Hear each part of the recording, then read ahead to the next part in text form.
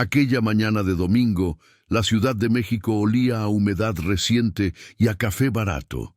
La lagunilla estaba despierta desde antes del alba. Montones de ropa apilada como montañas desparejas, radios viejas que todavía respiraban estática, libros que cambiaban de dueño como si sus historias pidieran un nuevo par de ojos. Yo, Elena Tellez, 63 años, exreportera gráfica, caminaba con mi bolso cruzado y la costumbre vieja de mirar las manos de los vendedores, no solo lo que vendían. Las manos dicen si algo fue querido o apenas cargado. Lo vi en un puesto que olía a madera húmeda. Una caja de pino cerrada con alambre, marcada a lápiz con una letra que ya nos enseña. Placas. Temixco, 1915. El vendedor, un hombre de camisa beige que se hacía llamar el Güero, aunque sus ojos eran más bien de nube, notó que yo me detuve y, sin presionar, dijo: «Son de vidrio, señora. Pesan la historia». Aflojé el alambre con cuidado. Adentro, envueltas en papel cebolla, había 12 placas de vidrio, colodión seco por la textura, con bordes mordidos por el tiempo. Una, la de arriba, conservaba todavía la firma en seco de un estudio. Estudio Gudiño, Cuernavaca. Aquello me atravesó como un rayo pequeño. Bernabé Gudiño había sido un fotógrafo itinerante al que yo conocía por nombre y rumor. De los que retrataron la Revolución Mexicana sin romanticismo, con la monotonía de los pueblos y el polvo que se pega en las pestañas. El Güero pidió una cifra tímida para lo que tenía entre manos. Pagué sin regatear. Saber cuánto vale algo no siempre obliga a pagarlo en voz alta. A veces uno paga también con silencio agradecido. En casa, limpié la mesa, bajé las persianas y saqué mi escáner Epson, que aguanta sin quejarse resolución alta. Coloqué las placas como si fueran pájaros frágiles, siempre con el lado de la emulsión hacia arriba. La primera imagen emergió en la pantalla con la lentitud de las cosas que no quieren aparecer de golpe. Una plaza rural, una iglesia de nave baja con campanario sencillo, banderitas de papel picado. ¿Papel picado en 1915? Sí, sencillo, sin colores. Hombres con carrilleras cruzadas y mujeres de rebozo oscuro al fondo. Sobre un telón improvisado, un letrero. Entrega de víveres, Santa Gertrudis, 1915. En el borde de la placa, apenas visible, una anotación al revés, hecha con punta seca. B. Gudiño, 36, Plaza Mayor. Había equilibrio y mentira. Equilibrio por cómo la gente se colocó casi en escalera, dejando aire a los lados. Se nota cuando un fotógrafo organiza la escena. Mentira. Por algo que no sabía todavía nombrar, solo sentir, cierta tensión en las bocas, ojos que no miraban a la cámara, sino a un punto fuera del encuadre. ¿Qué miran?, me pregunté, y estiré la imagen con el zoom como quien afloja una venda.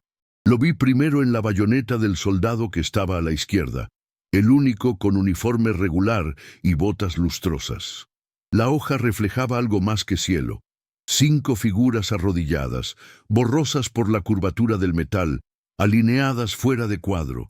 Un hombre con sombrero apuntando, otro sosteniendo un papel. Respiré hondo.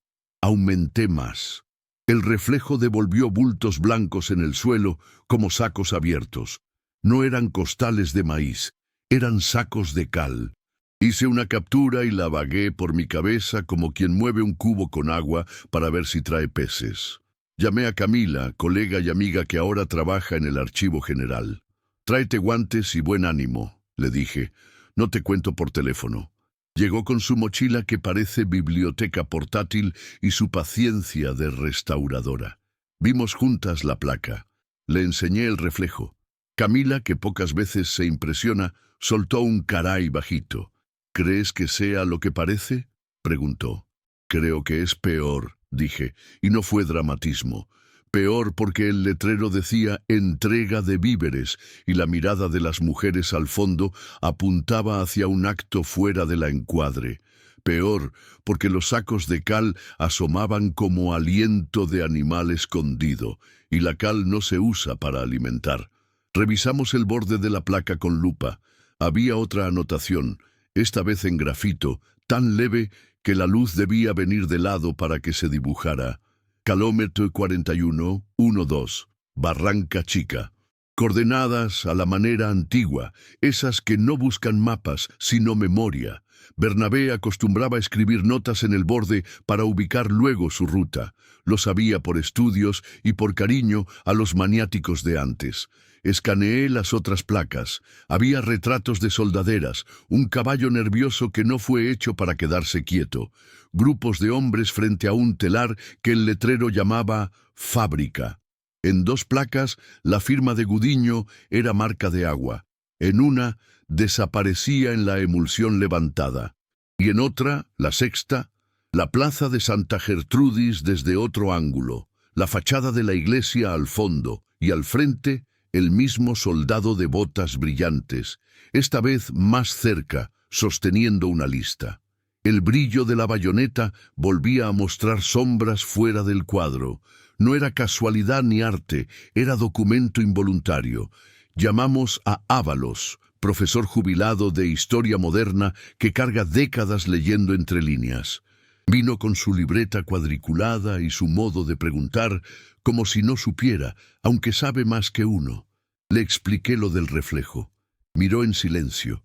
Luego apoyó la frente en el dorso de la mano. Gesto suyo cuando algo cruza la raya entre historia y sangre.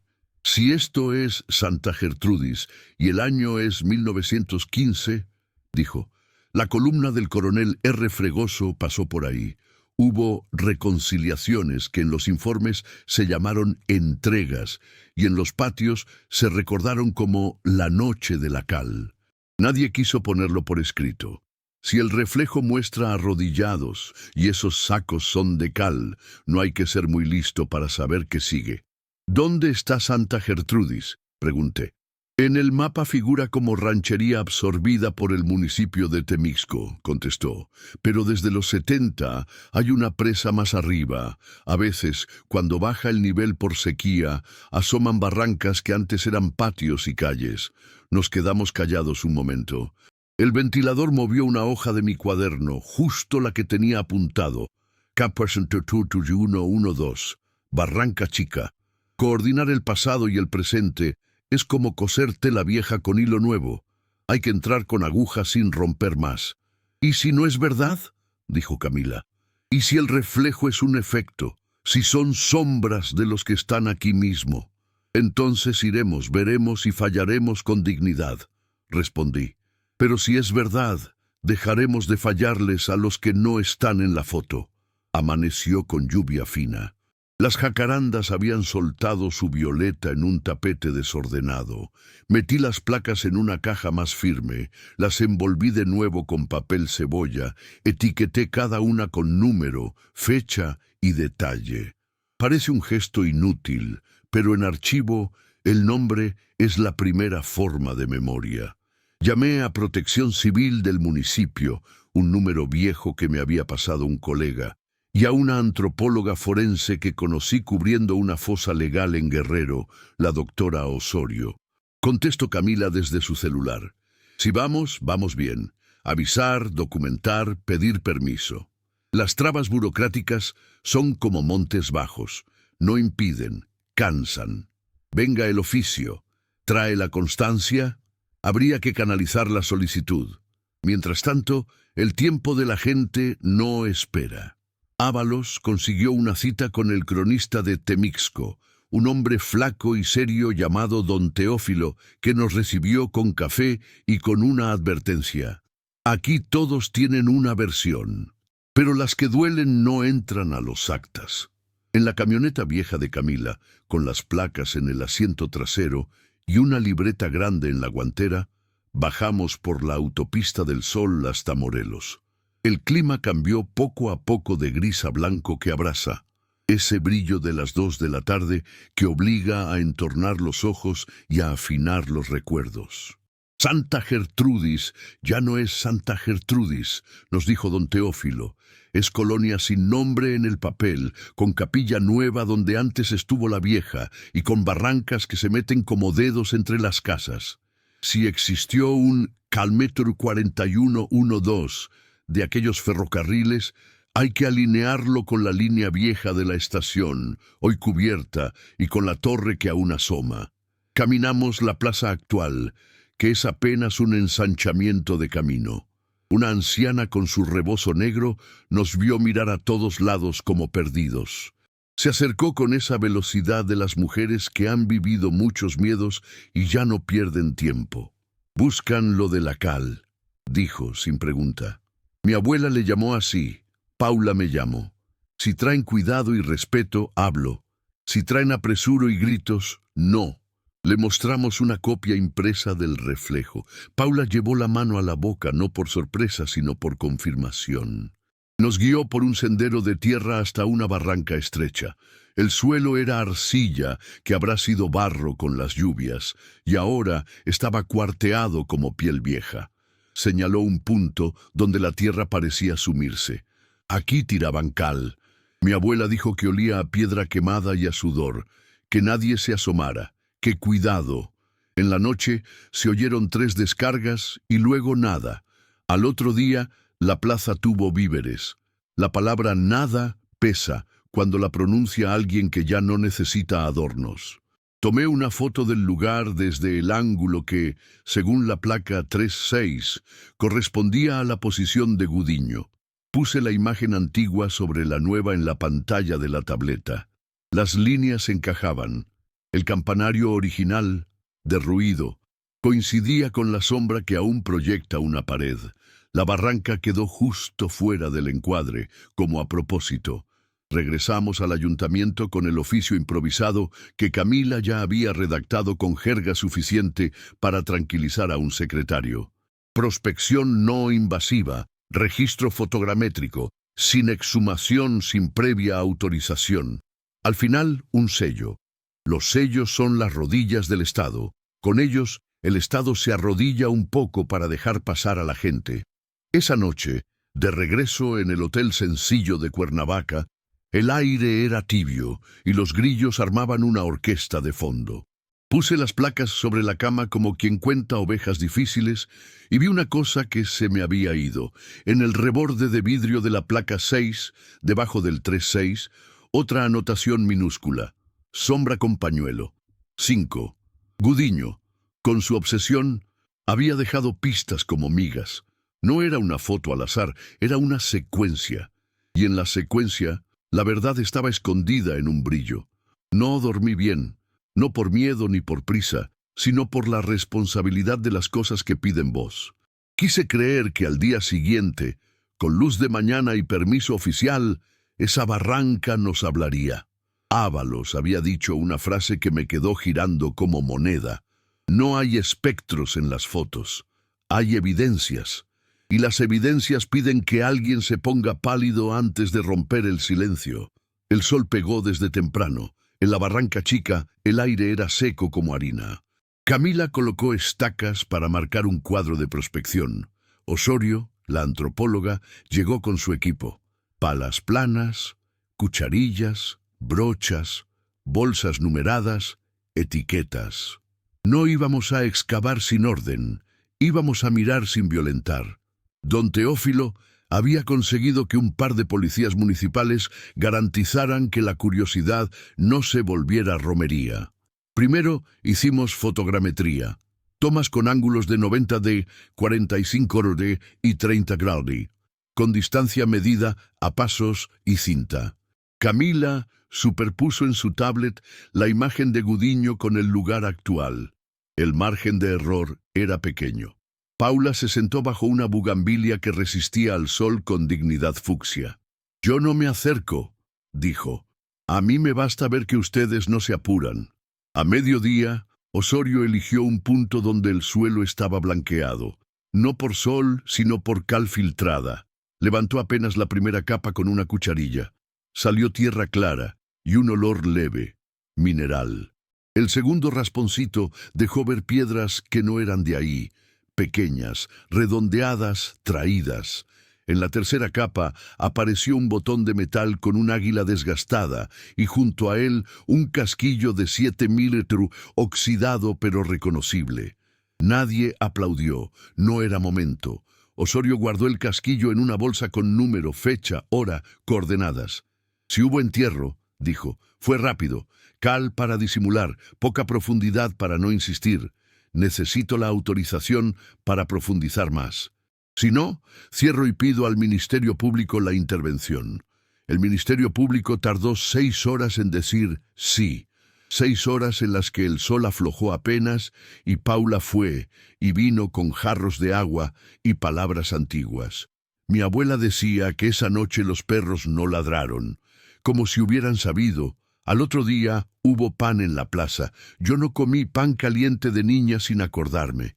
Nadie le pidió detalle, nos bastó el resumen de su nuca mirando hacia abajo. Con el permiso en mano, Osorio marcó 3 triángulos de excavación. Camila fotografió cada gesto. Ábalos, sudoroso y terco, se mantenía a un lado, apuntando todo como si su libreta fuera la única llave del día. A unos 20 centímetros apareció algo que no era piedra. Osorio se detuvo, brocha suave, cucharilla lenta, un hueso, humano, por el grosor, adulto, por la curvatura, costilla, no diré más, no por dramatismo, sino por piedad. El silencio cambió de densidad. Los policías se quitaron la gorra. Paula no se acercó y sin embargo estuvo. Yo sentí que el aire se me volvía papel. Camila apretó el disparador de su cámara con un cuidado que parecía caricia. Osorio respiró hondo, tomó la bolsa correcta y dijo, procedemos. No hubo gritos ni cámaras ajenas, no llamamos a prensa. A veces lo responsable es hacer las cosas sin altavoz, hasta que la evidencia se pueda nombrar sin que la desgarren. En el segundo triángulo apareció un trozo de tela gruesa, color arena, con un ojal grande. Podría ser de pantalón de tropa. En el tercero, otra cápsula de bala, y cerca, un botón sin águila, liso. Osorio dijo que la posición sugería cuerpos puestos en fila. Lo demás lo dirán los peritajes y con calma, añadió. Hoy levantamos indicios, cerramos dignamente y custodiamos. Fue en ese momento cuando Camila recordó la anotación de la placa. Sombra con pañuelo. 5. ¿5? Contamos 5 indicios significativos en área contigua. No eran pruebas de número, sí una coincidencia que a Ábalos le heló la nuca. Los partes oficiales de 1915, murmuró, hablan de 5 cabecillas ajusticiados tras juicio sumario. La palabra cabecilla en esos informes a veces era sinónimo de maestro o comisariado. El experto se puso pálido no porque le faltara sol, sino porque la leyenda de los libros que él mismo escribió debía corregirse desde la foto que él nunca había visto ampliada. Es duro vivir lo suficiente para enmendar las palabras a las que diste décadas, pero eso se llama honestidad. No encontramos libretas en la tierra, ni un cuaderno con nombres, aires de novela que suelen fallar en la vida real. Pero Paula, al caer la tarde, subió a su casa y volvió con una cajita de galletas metálica. De adentro sacó una estampa vieja, un rosario y un papel con 3 nombres escritos a lápiz. El tercero con el apellido borrado. Evaristo Tomás Francisco A. Dijo, mi abuela guardó esto desde esa noche. Nunca supimos si eran los que se arrodillaron o los que mandaron arrodillar. Me pidió que lo diera a quien viniera a nombrar sin gritar. Le tomamos foto al papel, lo guardamos de nuevo en la cajita, se la devolvimos. No era cadena de custodia, era cadena de memoria. Osorio sugirió que si la fiscalía lo consideraba pertinente, se harían exhumaciones en forma y análisis antropológicos e histológicos. Nada de prisa, nada de cámaras ajenas. Regresamos a la capital con un reporte inicial, un mapa con puntos y las placas envueltas de nuevo. Dormí 2 horas y luego me senté a escribir. No una nota para un periódico. Ya no es mi oficio. sino una carta a los hijos de los que no salen en la foto. La empecé así: la fotografía no ve almas, ve hechos. Y a veces, en el borde del encuadre, deja huellas que los vivos deben seguir con respeto. Ábalos me llamó a las 7. Se había metido en su archivo a releer parte del diario de campaña del coronel R. Fregoso. Encontré la palabra entrega 3 veces y sumario 2, dijo. Nunca cal. La cal no se escribe, se usa. Creo que la exposición que planeábamos sobre fotógrafos menores de la Revolución ya no puede llamarse así. Será la evidencia involuntaria, el lente de Gudiño. Empezará con tu ampliación. Los siguientes días fueron obstáculos en fila y puentes tendidos. Permisos para reproducir, seguros para transportar las placas al archivo, acuerdos para montar una exposición sin convertirla en espectáculo. Una curadora joven quiso proponer efectos sonoros de disparos. Le dije no con suavidad que no admite réplica. Camila escribió las cédulas con precisión y pudor. Osorio prestó un croquis que no mostraba huesos, sino capas de tierra y objetos con leyenda sobria. El día de la inauguración lloviznaba sobre la tabacalera como si el cielo midiera sus gotas. La sala olía a pintura fresca y a nervios. Colgamos la placa de Santa Gertrudis en el centro, con su marco discreto, y al lado la ampliación del reflejo de la bayoneta, ese pequeño espejo en el que la historia quiso confesar lo que no cabía en el título. La gente entró en silencio. No se les pidió, se dio. Paula vino con su rebozo negro. Se sentó en la segunda banca. Cuando vio su barranca convertida en líneas y puntos, alzó la mano. Me acerqué. Dijo, sin lágrimas, a mi abuela le gustaría esta manera. También vino un hombre de bigote blanco que no se presentó. Solo permaneció largo rato frente a la imagen y al pasar dejó un papelito doblado en 4 en la urna de comentarios. Lo abrí más tarde.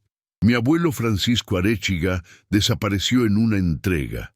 Gracias por devolverle la sombra. Pensé entonces que lo contrario de olvido no es memoria grandilocuente. Es sombra nítida. Los expertos, los de verdad, los que no compiten por micrófono, se pusieron pálidos de otra manera. No de horror espectacular, sino de esa vergüenza lúcida que obliga a releer. Uno, especialista en propaganda revolucionaria, susurró. Los rótulos fueron una política. Entregas que ocultaban ajustes. El problema no es solo el hecho violento, es la palabra que lo tapa. Otro, restaurador, señaló la anotación Calome 4112 y dijo, esto es metadato desde 1915. Gudiño dejó pistas por ética o por costumbre. No sabremos qué, pero nos dejó trabajo. La exposición no cerró la historia, la abrió. La Fiscalía anunció que por primera vez en ese municipio se haría una búsqueda formal con protocolo en esa barranca. No para uso de prensa, sino para familias que quisieran buscar, si es que buscar aún les quedaba. Camila y yo entregamos las placas en custodia al Archivo General con un acta que me dolió y me alivió. Las cosas que una ama deben quedar donde perduren. Esa noche, de regreso en mi departamento, la ciudad sonaba a gotas en los techos de lámina y a frenos de microbuses. Puse agua para café, no porque necesitara cafeína, sino porque el ritual es cuerda. Abrí mi libreta y, al lado de la primera frase, escribí la última. La fotografía no acusa, apunta, y cuando ampliamos, no es para ver morbo, sino para leer mejor la leyenda. En el cajón, guardé una copia en papel de la ampliación, con una cédula breve. Santa Gertrudis, Morelos, 1915. La entrega, que fue Noche de la Cal. Debajo, el nombre que no sale en la placa pero que importa, Bernabé Gudiño, y en voz baja, como quien agradece a alguien que lo dejó todo listo para que otros llegaran. Gracias por apuntar el kilómetro. No hubo milagros, no hubo fantasmas. Hubo, al fin, Palabras exactas para un hecho exacto que la cal no alcanzó a borrar. Y en ese punto pequeño, en el brillo de una bayoneta, cabe la dignidad de un pueblo que decide, aunque le tiemble el pulso, ponerle nombre a lo que pasó fuera del encuadre. Porque la historia, cuando de veras nos mira, no nos pide aplausos, nos pide quietud, respeto y la humildad de ponerse pálido antes de decir la verdad.